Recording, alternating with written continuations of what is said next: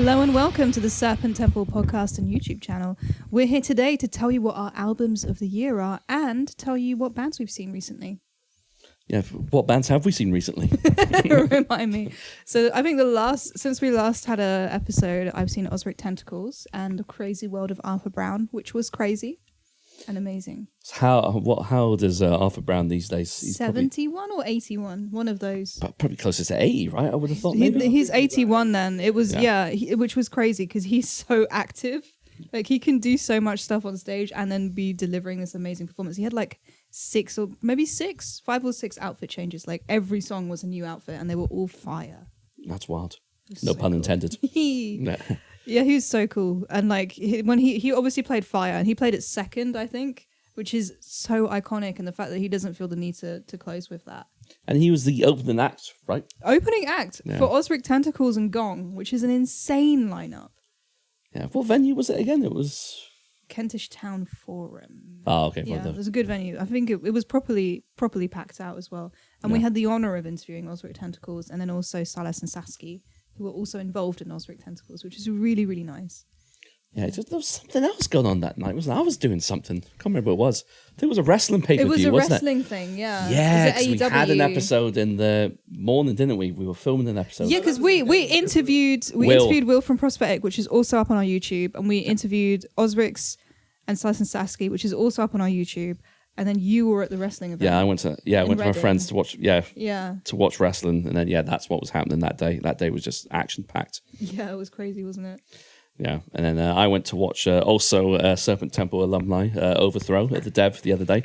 Fucking sick gig. And then immediately after that, went to watch Gorgoroth in the Underworld. Amazing. Who were and do you know what? Like post Gorgoroth, like it's still like they still bring it.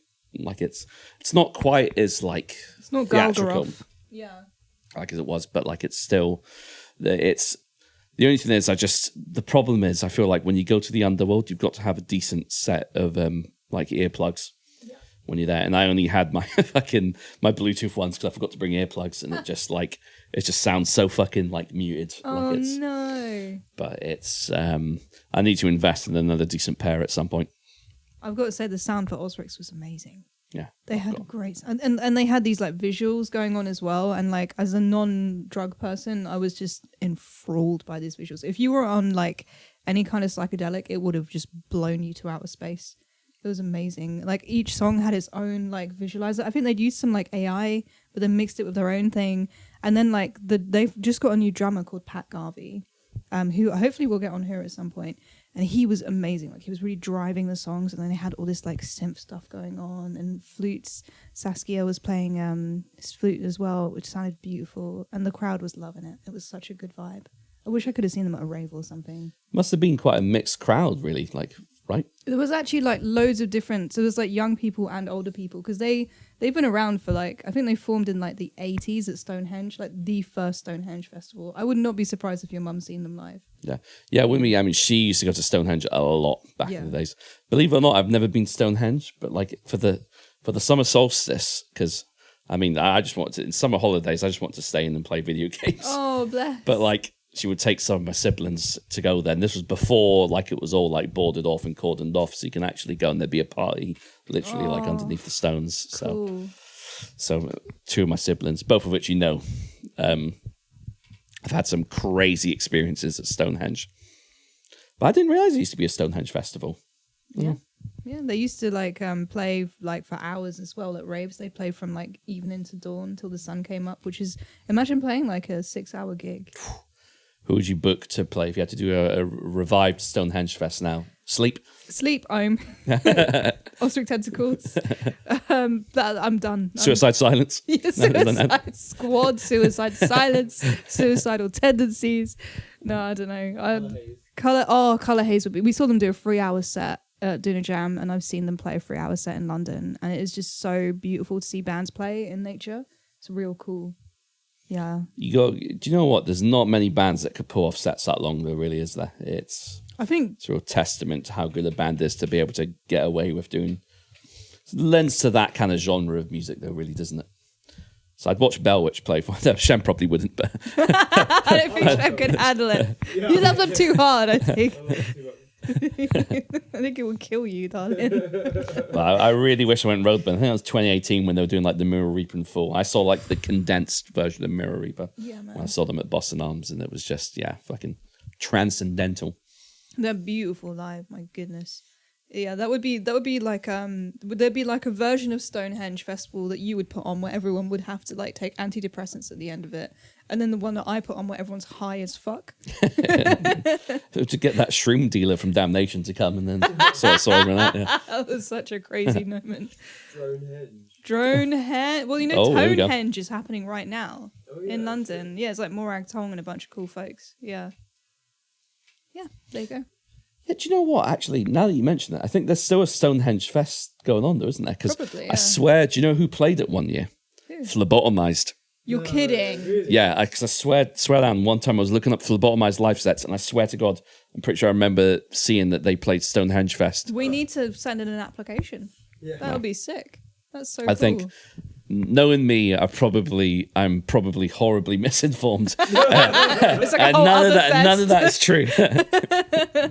It's the Stonehenge Fest that you had like a mushroom trip that you've never had. Yeah, Well, we should probably move on to the albums, no? yeah. Let's do it. Album of the year. What would you say it's been a good year for albums? It's been decent. Yeah. Considering it's like the off year of the COVID boom, I think it's been a good cycle. That's a good point, because I suppose in 2022 that was a lot of bands who had material They delayed that it. were like firing it off after delaying it. Yeah, Yeah. there's been some big releases this year. Actually, it's I, like yourself, I think, was trying to just ascertain which albums were released in 2022, Yeah. which ones were released in It's all 2023. sort of melted together. Like, I still think albums that came out in 2016 are new. Yeah, that's true. It's just Yeah. like, I keep seeing posts online of like it's like a meme where someone's just like, oh yeah, 2017, like 3 years ago. It's like, nah, No, 6 years ago, nearly 7 years ago. Right, so I do have an honourable, before we get into the top 10, I've got an honourable mention. Yeah. And that is an album I would not have expected to have cracked into my top 10, not recently anyway, and that's Cryptopsy as Gomorrah Burns.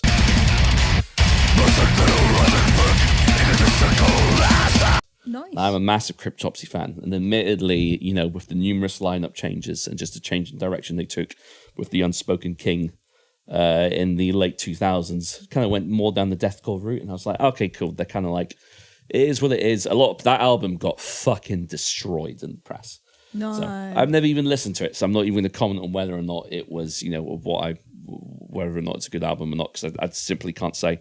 But this year, they kind of came back with a bit of a bang, and I think this album kind of just came out of left field a bit. And it's not like, look, nothing's going to come close for me for an album like None So Vile. Like that album, just combined with Lord Worm's vocals and just the schizophrenic riffing on that album is just like second to none. But I will say, this is like a solid slab of like tech death.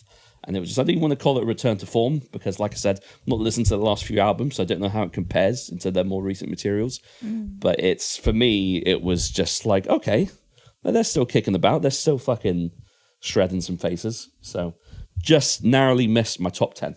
Damn. Okay. You said you had an 11. Is that your 11? That was my 11. That was your 11. Okay. Yeah. Ooh, all right. I've just realised that I forgot an album that came out this year. So I'm happy to last minute insert it into my top 10. I'm doing like very fast algebra in my head. Oh, shit. Okay. I guess I'll just have to put it at 10. And my 11 would have been Harm's Way, Common Suffering.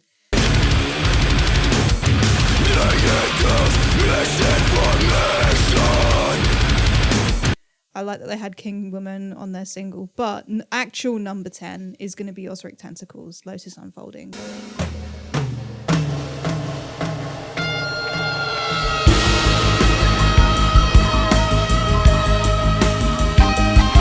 Because that album is fucking sick. Like, Cool. there is, all Ozric Tentacle albums are just, there's no like bad album in my opinion. All their stuff is amazing, and they've been like consistently releasing stuff since like the 90s. Yeah, that's super prolific, right? Yeah. Yeah, they've got a billion million things, and it's just a beautiful. Seeing it played live was really special, and we got these like beautiful shirts as well from like the nicest merch person I have ever met. He's called Dom. Shout out Dom, and he like every single person on the Ozric Tentacles team was like alien style, like an alien from a planet where everyone's nice. like the nicest fucking people you've ever met. I was like shocked at how lovely they were, because I guess we're used to like metal shows where everyone's kind of like enchanting in a different way, but this was like That's the most fucking diplomatic thing you've ever said. Jesus Christ, that is wow. I was enchanted. Nina's running for office, by the way. As a politician, I've ever heard it. Imagine the bands that I'd fucking put on at my speeches. It would be sick. I'd have Bellwitch opening for my inauguration. That'd be fun. Anyway, so Ozric Tentacles was number 10 for me because they're one of the best. How about you? Well, I've just my number 10. So I'm a man of many contradictions, and I've been saying to anybody that will listen to me how much I'm not a big fan of the OSDM revival. But I've got a good 2 or 3 OSDM albums. I want to guess 3 bands that I think might be on your top 10 list. Okay, good. No, because you don't have to guess tell them, me. and I won't reveal if they're exactly, and we can do it for each other. So I think one of them is going to be Cattle Decapitation. Look, I won't give anything away. Okay, what's the other one? Oh shit, I can't remember any of them. Okay, I think maybe I can't name any bands. One of them's probably going to be Enslaved, and then I can't think of a third band. Okay, well, it's none of them is cracking the number 10. But okay. You may be onto something. You'll have to continue listening to find that one out. All right. It's Astriferous, Pulsations of the Black Orb.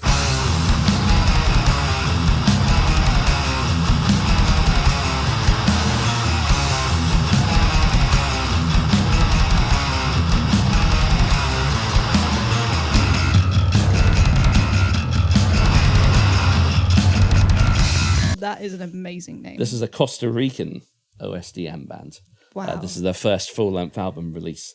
And it's like, one of the things I really like about OSDM, just death metal in general, is the cavernous sound. I mean, Pulsations of the Black Orb, I can hear that album already. And it's super cool. It's got like a bit of a Morbid Angel style artwork thing with like kind of like a fucking swirling void and people going into the void.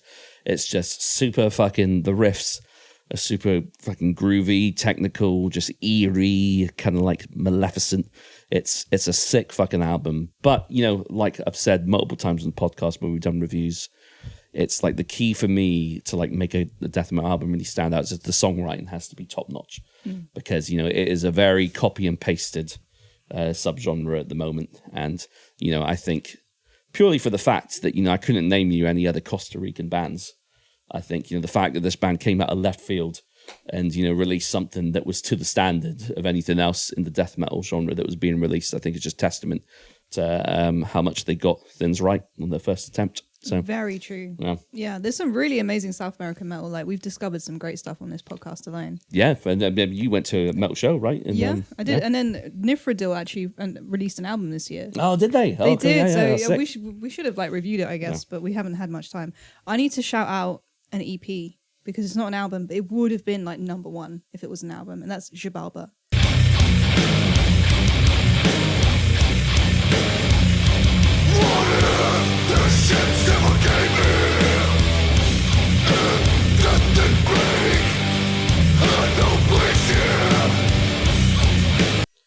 That EP fucking is so they have an EP? I didn't good. Fucking know they have you not listened to it? No. Me and Shem were hyping it up. Oh, fuck, did it? It's so good. If it was an album, it would honestly be number 1 spot for me.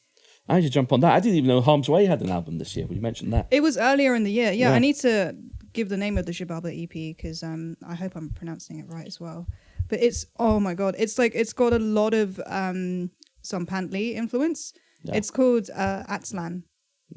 I mean, obviously one of the members of Zompantli is in Xibalba, but like, it reminds, it's like a beautiful successor for the album that they released, which was like one of my favorite albums of the decade. So yeah, they're fucking legit. And I'll tell you one thing as well, like if you ever get the chance to see that band live, go and fucking watch them live. Like if you think they sound fucking tough as nails on records, like live, it's a whole different kettle of fish. This EP fucking rocks, man. Yeah. Like I've been jamming it so hard the past week. It's so fucking good. I'd check that. Well, if you're shouting out an EP, I might as well shout out an EP. I forgot the name of the band. We're professional podcasters. Shout out to the unnamed abyss of my memory. I've done that thing. I've done that thing where I've tried to think on the fly, and now my brain's saying, "Nah, no, you don't." I did the same thing, trying to name 3 bands that I think you might like. Year of the Knife. Year of the Knife.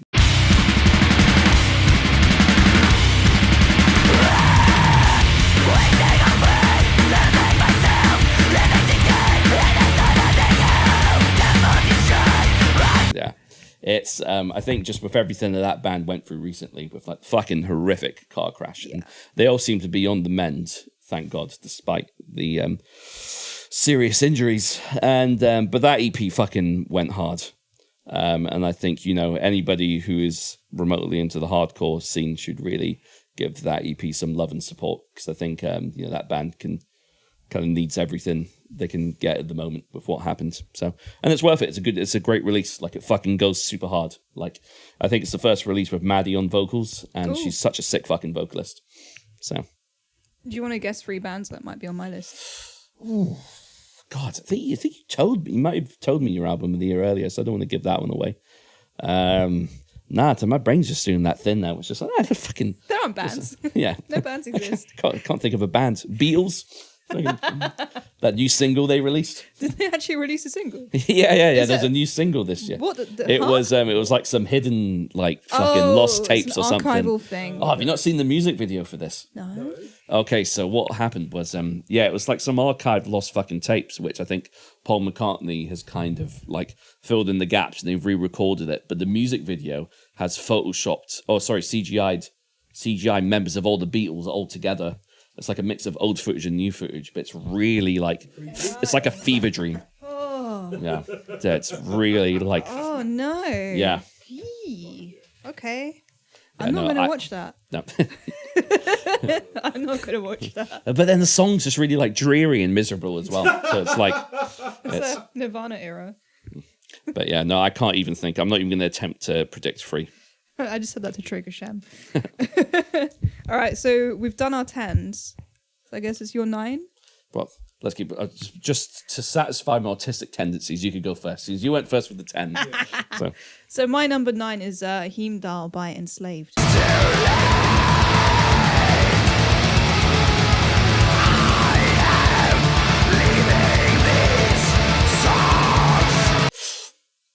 Because I like this album a lot. It's quite proggy. It's very opethy. And my favorite track was Caravans to the Outer World, which I thought was a beautiful epic. It has a lot of sort of that 70s vibe that I love in my death metal, or whatever the fuck genre they are. I don't even know. But yeah, they're great. Their own thing, man. That's what I love about them. Yeah, I think the best bands are the ones that can't be easily categorized. Agree. And seeing them at Damnation was such a great moment. Oh, that was great. I loved the Below the Lights set. That was amazing. Yeah, I mean, hearing them play Havenless just made me really happy as well. Yeah. Just seeing loads of non-native Norwegian speakers just it's so fun. Yeah. That was my number 9. I don't go too deep into it, but it's just a great album. No, that's fair. My number 9. So I wanted to give a shout out to at least one hardcore record this year. And my number 9 was Drain, Living Proof.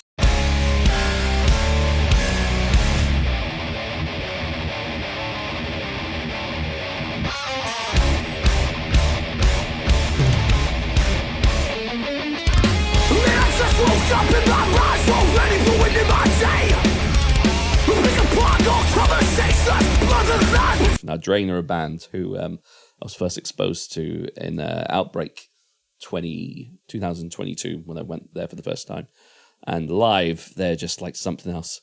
There's actually a really, I don't want to say funny, because I don't know, as a man with irrational phobias myself, I'm not going to say what it is, because... You'll be inundated with it, yeah. But it's... he's got a fear of the dark, the singer of the band. Like Iron Maiden, yeah. Nice. And there's a clip of somebody's fucking with the stage lights, so it goes off, and he's legitimately freaking out on stage. You know what? I'm actually scared of the dark as well. I don't like it. I can't sleep with the lights off. I have a lamp on it all the time.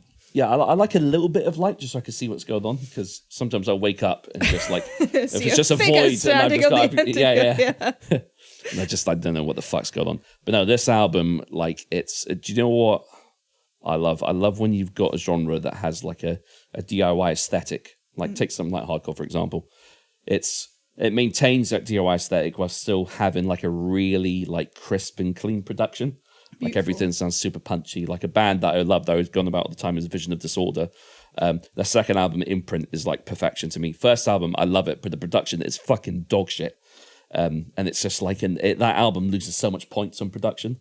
But like, so Drain is kind of like they've got like those, it's got that angst, that anger of like an early Vision of Disorder, but with like really crisp and clear production. Awesome. And like the breakdowns and the slam and are just so fucking, and the two-step, everything is just on point. Like, if you like hardcore, just listen to the fucking album, you'll love it. Awesome. So you've done your number 9. Is my number 8 now? Yes. Yes, I'm learning how to count today. So my number 8 is Memoriam's Rise to Power.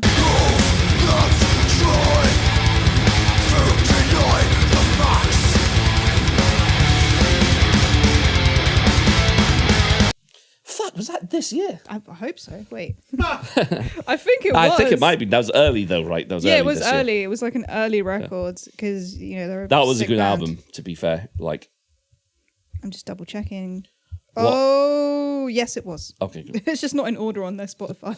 I hate when that happens. It's so confusing. Yeah, no, it was a great album. And, classic Seagrave art. I have so much respect for those guys as musicians. It's a beautiful album. And my Memoriam shirt is one of my favorite pieces of merch that I own because it's tie-dyed by Carl Willits, who's a wonderful person. So yes, that was a very good album. What is your number 8? Well, before you go on from that, because I forgot that album was this year, I also really like that album.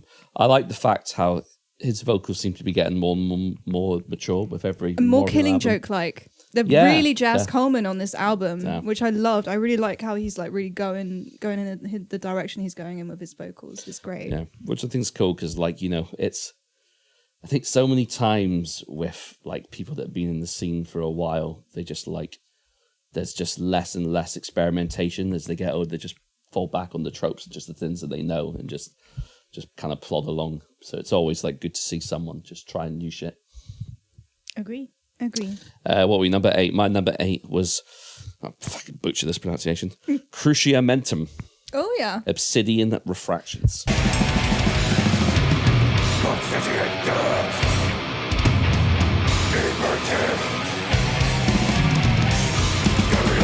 We saw them play at Death Fest, right? No. Who was that? Close. Was that Sacramentum? Sacramentum. Okay, yeah. That was a different mentum. Yep. And let me regain momentum. Hey! But it's no, this was quite a new release. This was only released a week or two ago.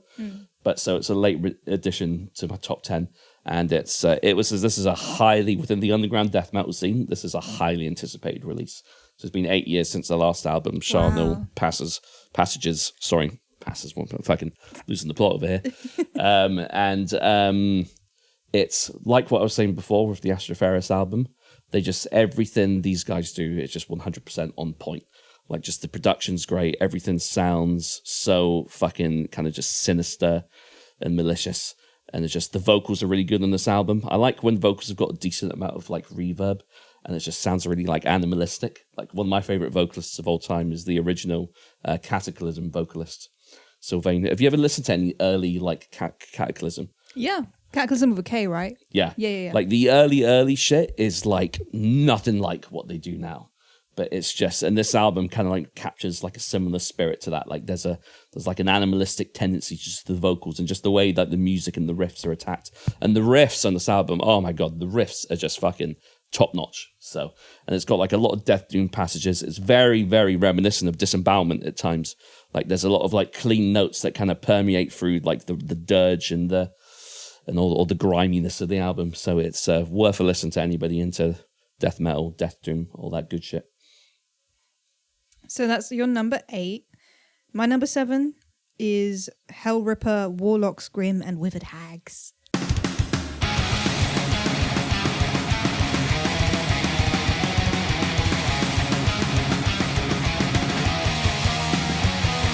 Which is how I feel right now.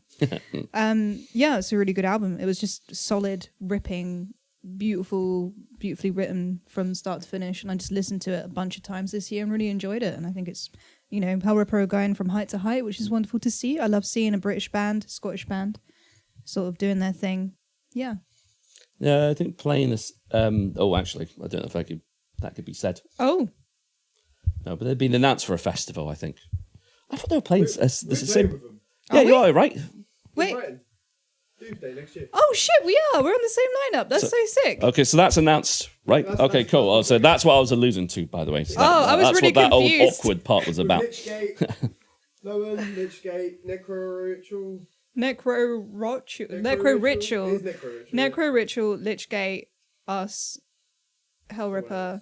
That's enough. Just buy a ticket. Yeah. Yeah, it's gonna be cool. Store, it's gonna sell out. Come say hi. We'll say hello back.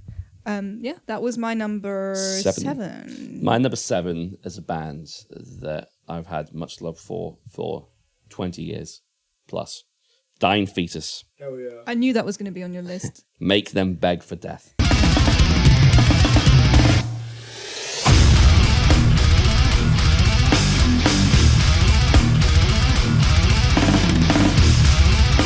There's so many things about it. I mean, this is fucking anybody. If you've listened to Dying Fetus, you know exactly what you're going to get on this album. It's just like, it has some of the best slams they've ever done recently and just grooves and stuff. Just the fact that this band could be so deep into their career and still be producing shit that sounds just as good as any of their other releases. It's just astonishing because they've got a niche style. So you know exactly what you're going to get, but it's never boring. Like, it still always sounds good.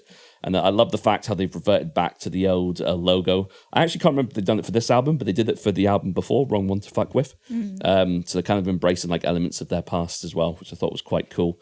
And then stylistically, the album cover's kind of cool. It's got that old school kind of horror vibe. It's just, this is just such a sick album. Just John Gallagher's just got the best kind of like burping death metal vocal ever.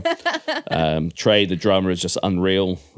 Dying Feet always had amazing drummers. Like they've had like Kevin Talley and just a litany of other just expert sticksmen. And yeah, just everything in this album is just fucking just exactly what you'd want to hear from a Dying Fetus record. So it does not disappoint. Good stuff. Which leads us to number 6. My number 6 is Mutant by Mutoid Man.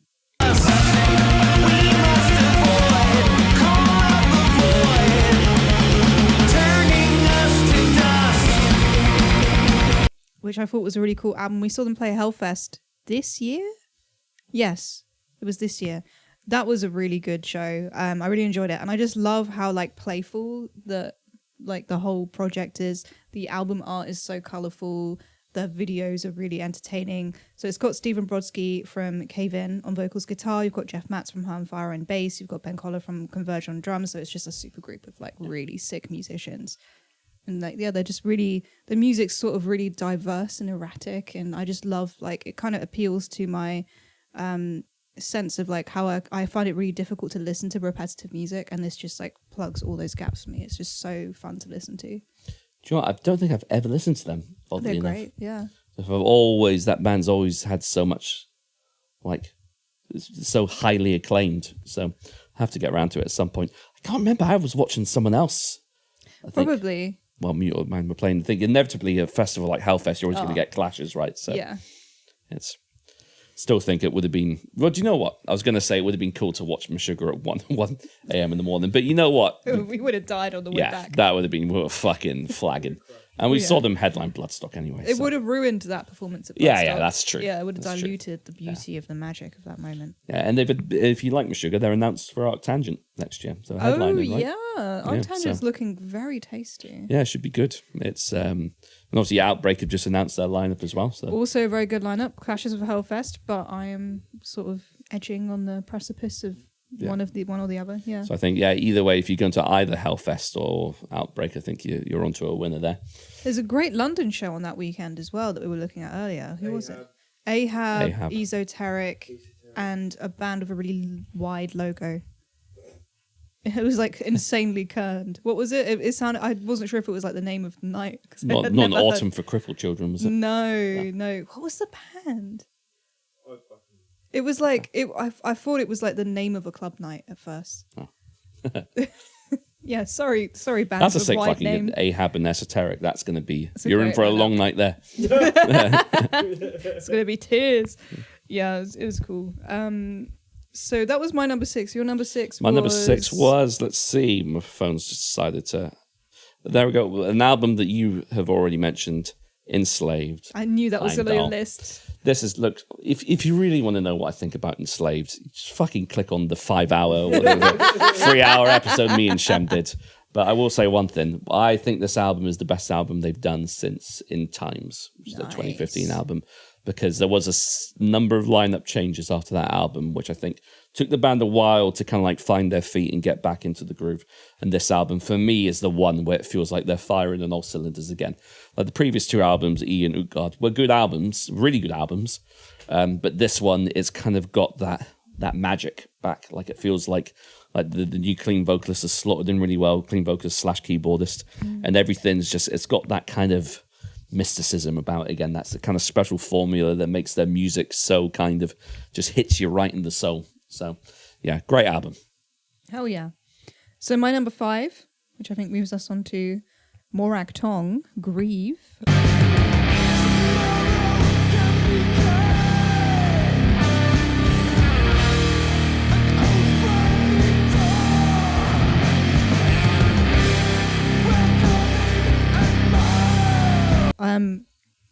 It's unsurprising that this is going to be in my top 10. I love the Morag Tong guys very much, and every album they release is going to be one of my albums of the year because I love what they do. It's all about the beauty of earth and nature, and it's not like skipping around. It's really heavy shit, and like they also grow between each album. So this one was quite eldery for me, like modern elder, which I loved, and they're just beautiful musicians and people, and I'm a top fan. So that was my number 5. Cool. I'll have to check that album out. It's another album that passed me by this year. Yeah. It's always, do you know what?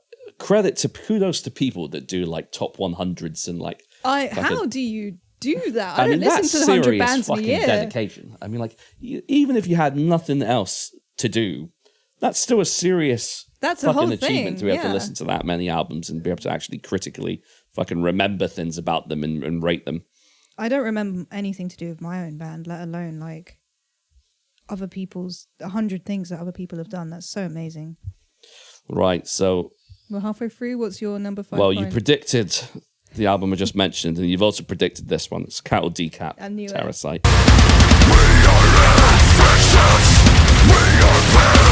I knew it. Had to be there. Look, listen, it's just same what I've said about a lot of the other bands that I've waxed lyrical about many times over the years of this podcast. Cattle Decap are one of those bands. So you don't exactly always know what you're going to get, but the band have managed to carve out a niche for themselves now. And I think that Travis Ryan is, in my humble opinion, one of the better metal vocalists out there. So not just death metal vocalists, just metal vocalists in general. And I think that really is kind of helped by the fact that he's heavily leans on those like weird goblin clean vocals that he does now. It's a bit of a Marmite thing for some people. I personally love them, but he does them in a way now where it's like really tonal and kind of like in. Oh, that's interesting. Yeah, and it's like check that out. A lot of the choruses. Like if you listen to the best song on this album is "Scourge of the Offspring," and like the chorus on that is so fucking good. Like it continues the themes of Death Atlas, which is talking about the planet just being in total annihilation and just everything going to shit. And that album is just so fucking that track in particular is just so fucking just depressing, but also with really crunchy riffs. It's just the best kind of depression. So good. And they're using their longtime producer, Dave Otero, who's done pretty much every single one of their albums. So, and it's great. I like it when the band like not only maintains like like most of the core lineup, but like uses a lot of the same, whether it be like artwork or like engineers and producers. I think it lends to the band having like a really natural and organic journey. And it's interesting to see how they develop, because sometimes you get some bands that will just do a 180 and try to go with something completely different. And it's sometimes it will elevate them to new heights, but sometimes it will just set them back a few steps. And they find they've got to recover the ground from like an album that wasn't that well received. But, Cattle Decap's not really one of those bands. They've had a gradual journey from being just like pretty much a grindcore outfit, like Carcass ripoff band essentially, to just slowly developing into their own thing. And it's kind of culminated for me with this last 2 albums, Death Atlas and Terrasite. And it's just obviously this album to most people is probably most well known for the album artwork. Oh, it's a great cover. Yeah, I love the cover, but it's like it kind of got memed a bit because it looked a bit like a Bug's Life. Or Ants, I should say. What are the fucking... They're both the same. Yeah. Yeah. Great Even films. though Ants was better than A Bug's Life, I think, in my opinion. It was more... I did like the communism aspect. But I also love just looking at those films. They're so high quality. We rewatched A Bug's Life because I made Shem start watching Sunshine. I don't know if you ever watched that. No. I forgot that. And halfway we had through... to watch Bug's Life because I was so depressed after Sunshine. Yeah, I was like, because I get really I get like existentially really freaked out by horror movies. So I was like, okay, look, here's one that I've seen and I've liked, so let's watch this. And Shem had never seen it, and there's like it's about like the sun is dying, so they send like a ship up into space to like bomb the sun to make it go again, which is like, it would never work, obviously, on a scientific level. But anyway, there was a spaceship before them, and they dock on this spaceship because they need to like get resources or whatever, because everyone's starting to go a bit crazy the closer they get to the sun. And there's like all the people on that spaceship have died, and their skin cells have built up over the years on this spaceship, so that there's just like mounds of skin dust on everything, and the whole spaceship is like got dust in the air and like all this grey gunky dust and everything. And then they like go into the sun room, which is like a room where you can kind of like at 1% see what the sun is like, and it's bright. And all the people on the ship have like turned it up to 100 and just disintegrated in this room, and their bodies are like charred ash bodies are still there. And then like they collapse into nothingness, and existentially it's like the worst fucking shit. And everyone's losing their mind and killing themselves. And When was this released? I've never heard this 2006 or 7. It's a Danny Dyer film, I think. It's a beautiful film. Danny Dyer? Danny Boyle, fuck. Oh yeah, Danny. He's a Danny. They're all the same. I'm sorry, Danny Boyle / Dyer. Oh shit, man. It's got Cillian Murphy in it as well. Oh, that's it. It's funny. It's just we mentioned Danny Dyer. Just imagine Cockneys on the spaceship. Get off my fucking spaceship. Yeah, fucking bomb the sun. I watched Event Horizon not long before we watched it. Great film, which I love. Great film. Yeah. Based on Warhammer. Did you know? I did not know that. Yeah, it's actually based on background from Warhammer 40k. Shit. Yeah, no idea. In the Warhammer universe, like they have special warp drives on their basically like the way they go warp in 40k is they drop into like the Immaterium, which is essentially like a demon realm, but it's like everything is raw, like chaos. And then basically like the people that wrote Event Horizon were like, that's a cool idea, we're going to adapt that into a film. Fuck, no way. Yeah. Did not know that. But I obviously like that's a horrible traumatic film because there's all the like torture and demons and hell and all this kind of stuff. And I was like, Sunshine, that what is it's called Sunshine. And I was like, it's Event Horizon, there's no demons. This is going to be a walk in the park, but no, it bummed me out. Horrible film. It's a good horrible film. It's a bad good horrible film. It's a mixture of all of them. I'm a bit like that with Interstellar, to be honest. I watched that once and I just found it really fucking just depressing, and I'm just like, I don't ever want to watch this again. There's time dilation in that, isn't there? Yeah, Well, yeah, it's supposed to be a sequel from 2001: A Space Odyssey, which is one of my favorite films. Oh, is it? What is? Interstellar. Is it? Yeah. That's why it's got the time dilation. Because at the end of Interstellar, it's oh shit, it's full of stars. It's the same. It's supposed to be like a similar like wormhole style thing, right? Oh, okay. I think maybe I'm just full of shit. You've not seen Interstellar? I know he falls into a black spoiler alert. Falls into a black hole and then becomes in control of this 4-dimensional bookcase. Yeah, and talks to his daughter. Talks to his daughter back in time through this bookcase and gives her the secret of how to the secrets of gravity to be able to move the planet into another. I don't know. Fucking. It's cool. It is actually great because I think it's like the same style wormhole that like they go into. But there's this bit where like they go on this planet, and like one day on this planet is 74 years. Unlike the spaceship / Earth. So when they go back up to the spaceship, everyone else is like an old person. Yeah, there's like that one fucking guy. Yeah, I think it was like 20-something years. They're like stuck down there for a couple extra hours. Yeah. And the guy's like, I've been fucking waiting here for decades. Yeah, it's so crazy. Yeah. It's really fucked up. Yes, like time shit freaks me out. Anything that's supernatural, like ghosts, I'm not about that. But then this kind of existential horror, like I literally lie in bed thinking about stuff like this on the reg. It's pretty deep. Yeah, it's not bad. It's my favorite film of his still is The Prestige. I've not seen that. Oh, it's great. It sounds like a company that I wouldn't want to work for. About magicians, Hugh Jackman. Oh, it's about magicians.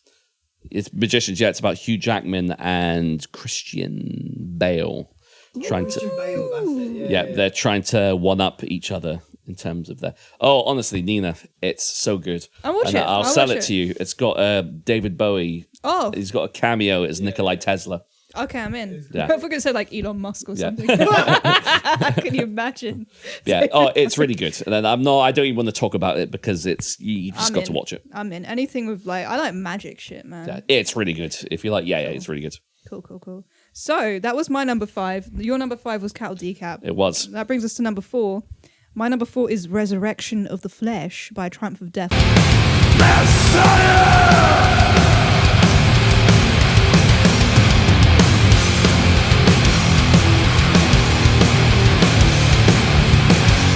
Which is a live album, but I really enjoyed our interactions with seeing like the Hellhammer material played live in the last sort of 2 years at Hellfest and Bloodstock, and just seeing like Tom's back catalogue being played properly has been fucking cool.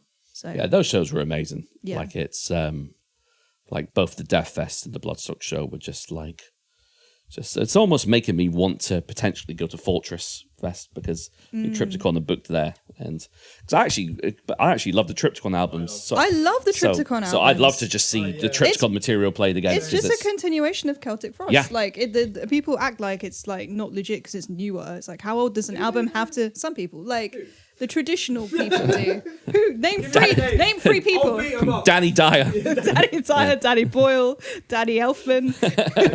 Name all the daddies. I can name 3 daddies, but I've seen people in general. They can bitch about people's newer discographies, like newer releases, because they're like, oh, the old stuff's better. It's that kind of thing. Yeah, just that you're always gonna get that fucking Mindset.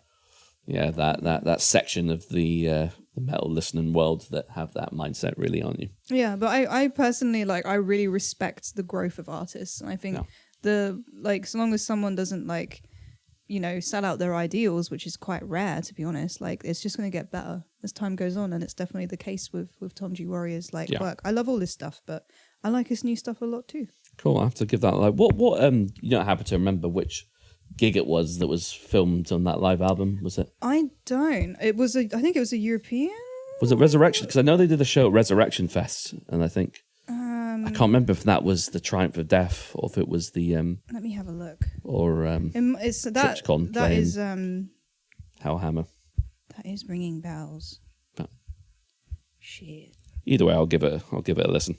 Yeah, it's great. It is really good, and they have a music video for Massacre as well, which is really great. Sick. And it's just such a good live band. Also, the cover is really cool. It's like a tentacle octopus skull with arrows in its little arms. Nice. Yeah. Sounds rad. It's very rad. It'd be a good tattoo. Right, so my number 4 is an album you've already mentioned, Hell Ripper, Warlock's Grim. No and Wither Tags. way. Yeah. Hell yeah. Rep Yeah, the that was Scottish. great. I think it's kind of put them into a new league. Whereas, don't get me wrong, I really liked the earlier stuff, the kind of black thrash, kind of the midnight style, fast-paced, frenetic shit was really good. But I felt like Hellhammer were more known as being just a really super good fucking live entity. Yeah.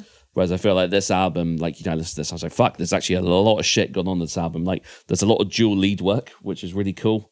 Which is reminiscent of Maiden, who I finally, for the first time in my life, explored their back catalogue a little bit earlier in the year. And have got a somewhat appreciation for it now.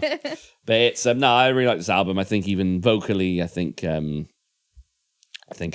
James has stepped it up here. Yeah. And just, it's just really good. And it's crazy to think that it's still a one-man project, technically. It's mental. Yeah. It's cool. It's so impressive. And then the use of bagpipes, some of the tracks. We have actually reviewed this album, so if you want a full, in-depth breakdown of this album, you can always check that out. But really good. And, it is what it is. My parents are Scottish, so I do get a sense of pride when a band from that scene, from that country decides to, fucking make a name for themselves and leave an indelible mark. It's not NSBM. It is. Oh, I've got to shout out. Actually, speaking of having pride in what your mates from similar ends are doing, I've got to shout out the Trivax album, The Lower Burns Out.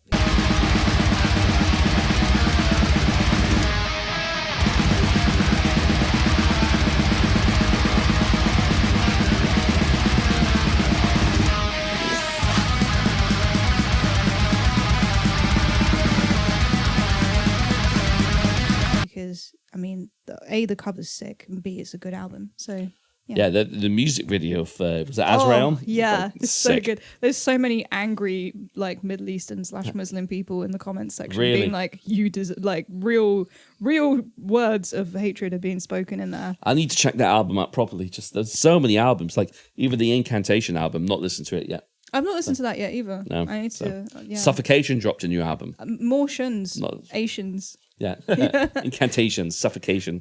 You always go nearly Jamaican whenever you Yeah, say I them. know. Haitians. Yeah, no, I think, yeah, totally. And also, I forgot to mention about Triumph of Death. Like, I've got to say, hearing the Hellhammer stuff performed live is so special because, like, the recordings just, like, are old recordings and, like, they don't do the material justice in the same way that do played. And I think that's a real awesome thing about bands like Hellripper, that they can release these high-quality albums with so much stuff going on. And, like, you can just hear that straight away. Whereas, like, if you were releasing something in the early 90s, you necessarily didn't have access to that kind of, like, high-level recording so easily as we do now. Yeah. Yeah. Yeah, definitely right. I think, you know, the old shit does have its charm. Like, there's Totally. there's something cool about listening to something so rustic and being able to kind of like, it's like your brain's trying to like polish the diamonds. Yeah. But You're it's, doing half of the music in your head. Yeah. But no, you're totally right. It's cool to see it kind of given. It's the same when we saw Enslaved at Damnation play Below the Lights. Like, Yeah. I mean, the production of that album's amazing, but it's just like sometimes seeing an album performed in sequence live or just material you're not used to hearing live, you're just like, something clicks that might not have clicked before on record. Totally. You're like, okay, cool. That's what they were going for. And then you listen to the album again and then you recognize it. Totally. So, Yeah, it's beautiful. You hear those details that you wouldn't have necessarily picked out the first time. Yeah. So we've done our number 4s. That leads us to our top 3s now. top 3. Ooh, it's getting hot in here. So my top 3 is rustic in a way. It is This Heathen Land by Greenlung.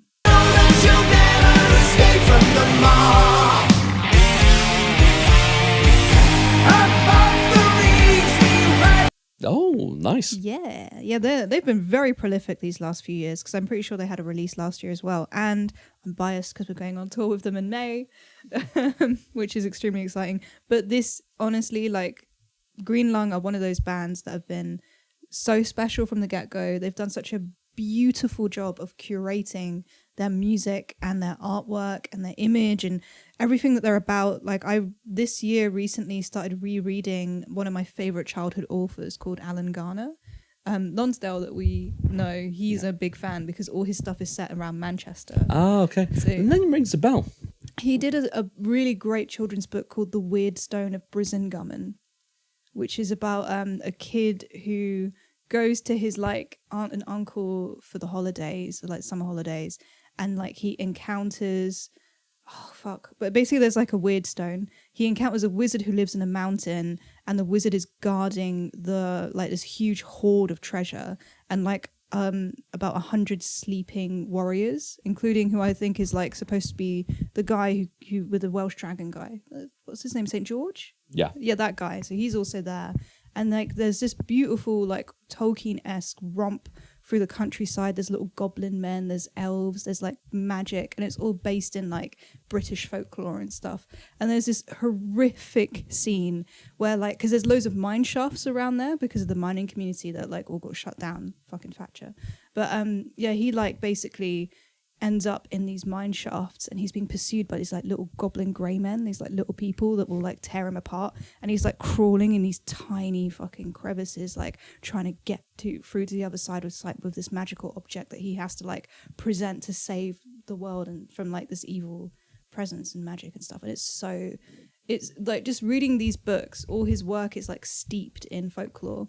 Like in the same way that Tolkien loved his like medieval stuff and his history, it's really similar, but it's his own style. And I've been reading his books a lot, and I can really feel that Greenlung tap into that folklore history of Britain and remove all the fucking shite politics that's been attached to it in the last sort of 100-200 years. and they just make it like so accessible. They've got the beautiful like woodcut artwork. The insert to the album has like the map of the UK with all the like folklore locations on it. So it reminds me of like when you were a kid and you open that fantasy book and you start poring over the maps before you've even begun reading it. You feel the magic of this story unfolding before you. And this album is so happy, and it's got this like dark wishbone ash, like King Will Come, almost ghost-like, but pre-ghost. They've clearly gone like further back than the ghost influence, and they have this like great like fifth harmony on the vocals and things, and it's a beautiful album. It's beautifully written. I can't fucking wait to see them playing it live. It's quite new, right? Yeah, it came out like a month ago, I think. Yeah, that band's just going from strength to strength, aren't they? They're exploding. So are you playing on this, the same days as Spirit Adrift, or that alternating? No, so Spirit Adrift are doing the EU dates. Oh, I see. We're doing Ireland, Northern Ireland, and UK dates. Cool. Yeah, so we're kind of splitting it. I think they're doing more shows with Spirit Adrift, which it would have been really cool to do like Europe, but I think as our first ever tour, I would love to. I'm happy. I think we got a great sort of 6-day run with them. That's amazing. Yeah. I think anybody in Europe, it's worth watching to catch Spirit Adrift as well. We caught them live at Hellfest. They're great. While eating rotisserie chicken in 30-odd degree heat. There's a great picture of you eating that chicken. Yeah. You're like a wrestler. Yeah. Like Iron Shake's nephew or something. Definitely going to flash that on the group. You have this amazing moody look about you. It's so good. Yeah. That's the look of a man getting burned alive. You were the chicken. No, what was it? I had like a fucking tea cloth like behind my cap. You looked Arab. You look like proper Arab as well. It's amazing. You could have been one of my cousins or something. It was so funny. You were getting rotisserie by the sun. Yeah. Good time. What number was that? 3? 3. What's your number 3? Right. So my number 3 is an album. A band I don't think I've really mentioned much in this podcast, but that I do really like. It's Horrendous. Ooh. Ontological Mysterium.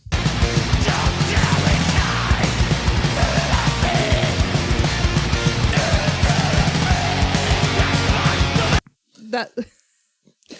It's Sorry, a miracle I pronounced that right. For a minute, I thought you meant ornithology. I thought it was about birds. Yeah, that would be cool. That would be great. Ontological. So it's so like about existence. Are kind of like, they are in some ways a bit of a spiritual successor to kind of like mid-latter era Gorguts, Obscura, from Wisdom to Hate era. But then it's a good dose of thrash on this album as well. They're like, sometimes you listen to those albums and it just immediately spikes your adrenaline. Yes. And just makes you aware, and it's just like, holy fuck. It's like something musically, they're a million miles away from this, but it's like listening to Jane Doe by Converge for the first time. Like that was just immediately like, okay, what the fuck? Horrendous are one of those bands for me. Their back catalog's amazing. This album is a great addition to it. There's just so many tracks. It's just like the riffing is so frenetic, but it's uber technical, uber dissonant, uber groovy. It's just strange how a band manages to encapsulate so many different elements of the death metal subgenre and just extreme metal subgenre in general, and combine it into one kind of fluid, like monstrous presentation. It's a great album. It's good. And it's one that is just like, when I was doing research from Album of the Years, I had to it's funny, I had to like I was saying before, to figure out which ones were released in which year, but like, this is one of the ones that I was, I listened to a bit more. Like, it was released and I listened to it a lot, and then I was just like checking through the releases, like say like a month ago, and I revisited it and I was just like, fuck, I totally forgot about this. This is so fucking legit. And that's why I love doing things like Album of the Year lists, because sometimes there'll be an album that just like that I really loved, but it just dropped under the radar for me. And then it's only researching it again that I've like rediscovered my love for it. And that's the deal with this album. Hell yeah. I loved it so much so that I put it in the top 3. Which means we're on number 2. Number 2 is going to be... my next 2 are going to be absolutely no surprise to anyone who knows me. Number 2 is Baroness. Oh, nice.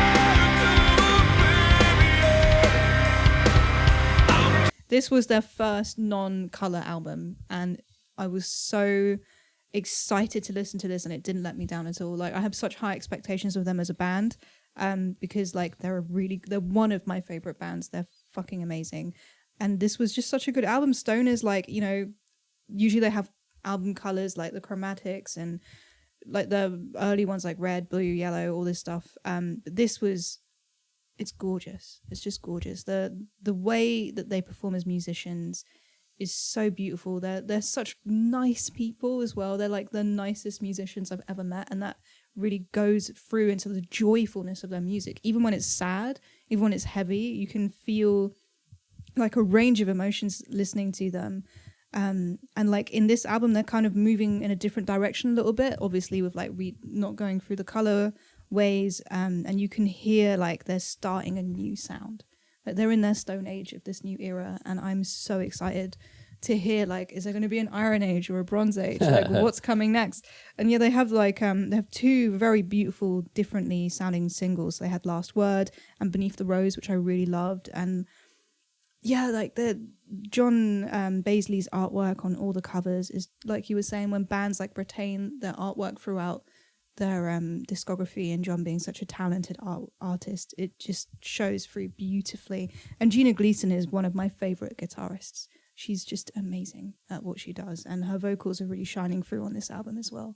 It's, you know, as someone that's very unfamiliar with them, they often get compared to Mastodon a lot, do they not? Yeah, they have like a similar-ish proggy vibe. I think like after Crack the Sky, Mastodon is like quite polished and compressed for me, and I find it more difficult to listen to them. I can see why they're compared, because they have a similar use of harmony with the lead vocal, where they have this like split harmony across the two, which I think is possibly like a fifth or a diminished one or something.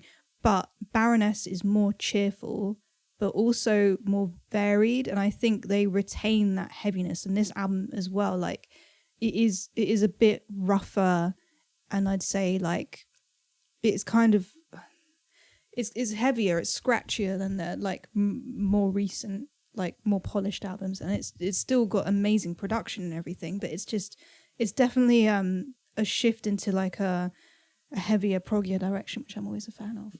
Cool. I will check that out. Hell yeah. And their other albums.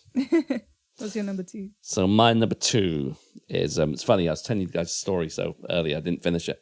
So it's hilarious that this is my number 2, because I've been trying for the last, basically on the journey up here, I was trying to remember the name of the band. It's a death metal. I could be forgiven for this one because it is a death metal band, and it's just like a lot of times the names are samey. And I was just like, fuck. I was like, I knew it was. I knew it was something Ilya. So I was just like, there's a lot of those. So I scrolled back so far Inquisition on our Discord to try and find. I was like, I know I fucking linked this album early in the year, and basically I'd almost given up, and I just said, you know what? I think I might have downloaded the album cover at some point. I think I posted it on Twitter about how much I enjoyed it, and or X, I should say, and then yeah, and sure enough, there it fucking was. I wasted about 20 minutes looking for it. Well, no, then but it was worth it though. It's Paraphilia.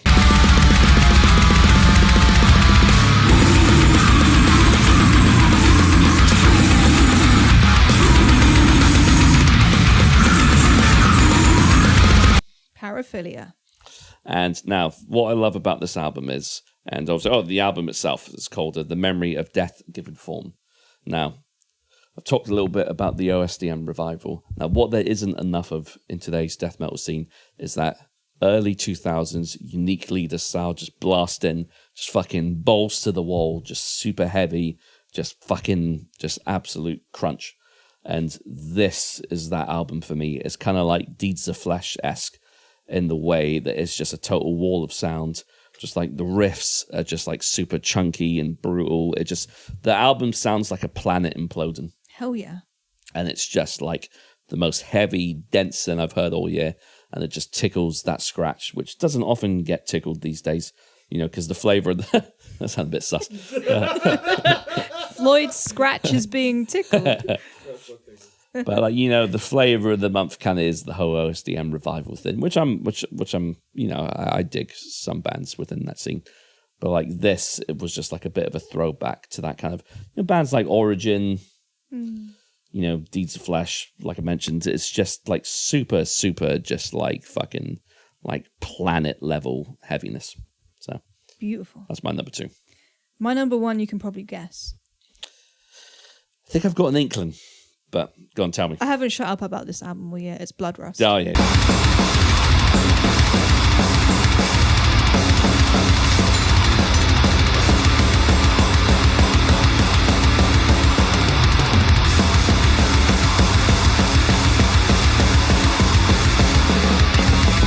Incredible album. You were talking about an album that gets your adrenaline going every single time I hear this album. I think I've listened to it like 20, 30 times since it's come out. It's so good. It is like, it's going to be one of those albums that I listen to for like years and years and years to come.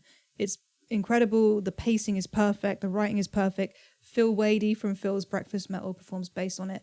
And the band is based in the one guy that wrote this masterpiece is based in the Falkland Islands, which is really cool too. So yeah, that's really sick. That's a great fucking album. But we reviewed it, didn't we? We did review it. No. Yeah, I was Sick very album. happy to review it. Yeah, very, very solid choice. I think you recommended it as well. Did I? I think. I feel like you When did. we just got it through Phil. No, I don't think so. I think we found out about Phil after. Or maybe he mentioned it. I can't remember. I remember being surprised at the connection. I honestly can't remember where it came Well, it was quite early in the year, wasn't it? That I was. just assumed I found out about it through Phil. Yeah. Maybe you suggested it. Yeah, I wouldn't be surprised. But that's my number 1, an unsurprising one, but a very, very good Nice, one. very good choice. Very good choice. What is your number 1? My number 1 is Moonlight Sorcery, Horned Lord of the Thorned Castle.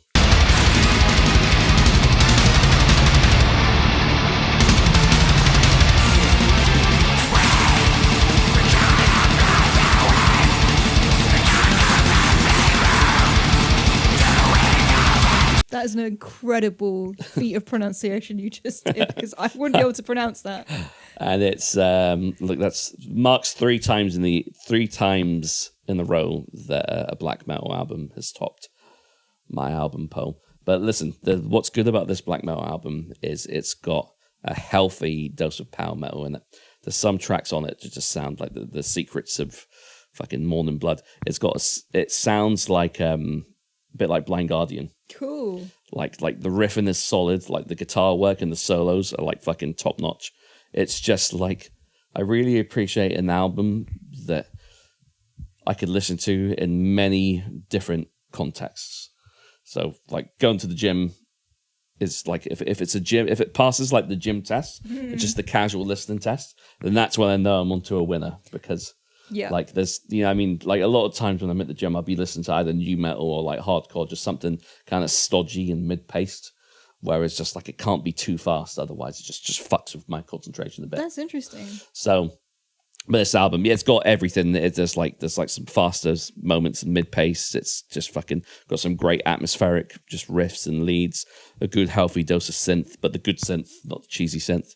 Just the vocals, he just sounds like an absolute just demonic goblin.